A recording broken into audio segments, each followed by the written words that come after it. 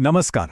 કલ્પના કરો કે દુનિયાને ચલાવતી ઊર્જાની જીવાદોરી અચાનક જ કપાઈ જાય તો શું થાય? આજે આપણે એક એવા જ કાલ્પનિક પણ અત્યંત ભયાવહ દૃશ્યનું વિશ્લેષણ કરવાના છીએ. આપણે વાત કરીશું 2026ના સંભવિત યુએસ-ઈરાન યુદ્ધની અને વૈશ્વિક અર્થતંત્ર પર પડનારી તેની વિનાશક અસરોની. તો ચાલો કોઈ પણ વિલંબ વિના સમજીએ કે જ્યારે દુનિયાની સપ્લાય ચેઇન અચાનક ખોરવાઈ જાય ત્યારે ખરેખર શું થાય છે. આ આંકડા પર નજર કરો. 2 કરોડ.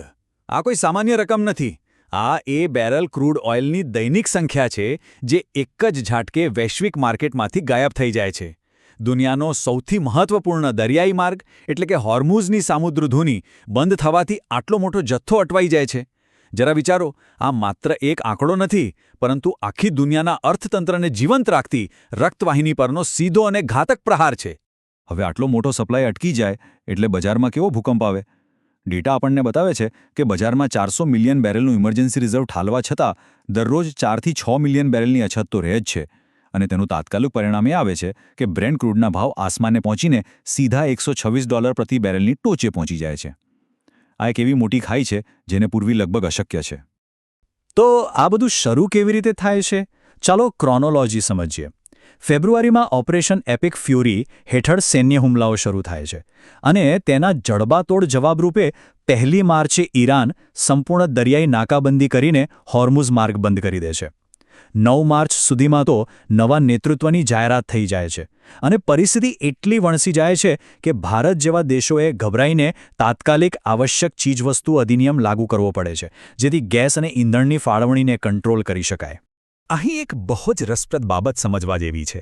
આખી રમત માત્ર સપ્લાયની અછતની નથી, આ ભયની કિંમત છે, જેને જીઓપોલિટિકલ રિસ્ક પ્રીમિયમ કહેવાય છે. જો બજારમાં પૂરતું તેલ હોય ને તો પણ આ નાકાબંધી કાયમ રહેવાના ડરથી જ કિંમતો કૃત્રિમ રીતે ઊંચી રહે છે. આ $30થી $35નો વધારો કોઈ કામચલાઉ ઉછાળો નથી, પણ આ નવા સંજોગોમાં તે કિંમતોનો કાયમી આધાર બની જાય છે.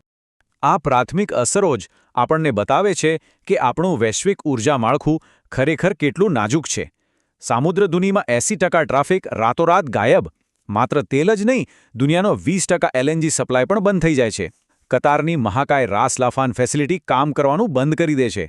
આ બધું સ્પષ્ટ સાબિત કરે છે કે જ્યારે મુખ્ય નસ કપાઈ જાય ત્યારે કોઈ પણ દેશના ઇમરજન્સી ફંડ્સ કે વ્યૂહાત્મક રિઝર્વ્સ આટલા મોટા ખાડાને પૂરી શકતા નથી. હવે અહીં એક સવાલ ઊભો થાય. મધ્ય પૂર્વમાં નૌકાદળની નાકાબંધી થાય તો તેની અસર આપણા અન્ન પુરવઠા પર કેવી રીતે પડે? સામાન્ય રીતે આપણે તેલના ભાવને માત્ર પેટ્રોલ ડીઝલ સાથે જ જોડીએ છીએ, ખરું ને? પણ આ એક એવી છુપાયેલી નબળાઈ છે જેના વિશે આપણે ભાગ્યે જ વિચારીએ છીએ. ચાલો આ આખી કડીને જ જરા ઊંડાણથી સમજીએ. આને સમજવા માટે આપણે ફર્ટિલાઇઝર LNG પેરાડોક્સ સમજવો પડે. જુઓ, કતારથી આવતો ગેસ બંધ થાય એટલે ઉદ્યોગોને ગેસ મળતો બંધ થાય. હવે યુરિયા ખાતર બનાવવા માટે નેચરલ ગેસ અત્યંત આવશ્યક છે. જ્યારે ગેસ જ નથી ત્યારે ઉત્પાદન ઠપ. અને બરાબર એશિયાની ખરીફ વાવણીની સિઝન વખતે જ ખાતરના ભાવ 35% વધી જાય છે. મતલબ કે ઊર્જાની અછત સીધી તમારા થાળીના ભોજન અને કૃષિ સંકટમાં પરિણમે છે. આખી દુનિયામાંથી હવે જરા કોઈ એક ચોક્કસ અર્થતંત્ર, દાખલા તરીકે ભારત પર નજર કરીએ. આ ચાર્ટ એક ભયાનક વાસ્તવિકતા બતાવે છે.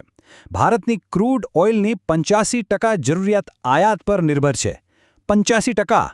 આટલી મોટી નિર્ભરતાનો સીધો અર્થ એ છે કે મધ્ય પૂર્વમાં સપ્લાયની નાનકડી ચિંગારી પણ આપણા જેવા અર્થતંત્રોમાં કેટલી ઘાતક અને ત્વરિત આગ લગાડી શકે છે. અને આ આગ કયા સેક્ટરમાં કેટલી ફેલાય છે? એવિએશન એટલે કે ઉડ્ડયન, ખાતર અને સિટી ગેસ જેવા ક્ષેત્રોને તો સૌથી મોટો ફટકો પડે, કારણ કે તેઓ સીધા ઈંધણ પર નભે છે. બીજી તરફ સિરામિક્સ, ગ્લાસ અને ઓટોમોબાઈલ જેવા ક્ષેત્રો પર પણ નોંધપાત્ર અસર થાય છે, કારણ કે તેમનો ઉત્પાદન ખર્ચ રાતોરાત વધી જાય છે અને મોંઘવારીને લીધે ગ્રાહકોની માંગ સાવ ઘટી જાય છે. વાત માત્ર ઉદ્યોગો પૂરતી સીમિત નથી રહેતી. આ આર્થિક નુકસાન ખૂબ જ ઝડપથી આંતરરાષ્ટ્રીય વ્યાપાર અને શેર બજારોને ભરખી જાય છે. રૂપિયો ગગડીને 92ની સપાટી પાર કરી જાય. ગભરાયેલા વિદેશી રોકાણકારો ફટાફટ $3 બિલિયન પાછા ખેંચી લે. રિઝર્વ બેન્કે રૂપિયાને બચાવવા $15 બિલિયન પાણીની જેમ વાપરવા પડે. અને નિકાસની હાલત? વીમો ન મળવાથી બાસમતી ચોખા અટવાઈ જાય અને યુદ્ધના ડરથી ફ્રૂટ કન્ટેનર ન મળતા કંડલા બંદરે કેળા સડી જાય. આ એક ભયાનક આર્થિક વંટોળ છે. હવે આ બધાની વચ્ચે નાણાકીય બજારો કેવી રીતે કામ કરે છે તે જોઈએ. સંશોધન સ્પષ્ટપણે દર્શાવે છે કે જ્યારે દુનિયામાં આવી ગંભીર જીઓપોલિટિકલ કટોકટી આવે ત્યારે વૈશ્વિક મૂડી ક્યાં જાય છે? રોકાણકારોના મનમાં ત્યારે એક જ વાત હોય છે: સુરક્ષા. તેઓ જોખમી બજારોમાંથી પોતાના અબજો રૂપિયા કાઢીને સૌથી સુરક્ષિત જગ્યા એટલે કે યુએસ ટ્રેઝરીઝમાં રોકાણ કરવા દોડે છે. આ દોડને સમજવા માટે કન્વીનિયન્સ યીલ્ડ નામનો કોન્સેપ્ટ સમજવો પડે. સાદી ભાષામાં કહીએ તો જ્યારે ચારે બાજુ ડરનો માહોલ હોય ત્યારે રોકાણકારો માટે વ્યાજનો દર મહત્વનો નથી રહેતો. તેઓ પોતાની મૂડીની સુરક્ષા માટે યુએસ ટ્રેઝરીઝ જેવી સેફ એસેટ્સ પાછળ ઊંચું વ્યાજ જતું કરવા પણ તૈયાર થઈ જાય છે. અને આ જ કારણ છે કે ભારત જેવા વિકસતા બજારોમાંથી અચાનક આટલી મોટી મૂડી ગાયબ થઈ જાય છે. અત્યાર સુધીના આખા વિશ્લેષણમાંથી સૌથી મોટો અને અંતિમ બોધપાઠ શું છે? દાયકાઓથી આપણે બધા જસ્ટ ઇન ટાઈમ મોડેલ પર જીવી રહ્યા છીએ.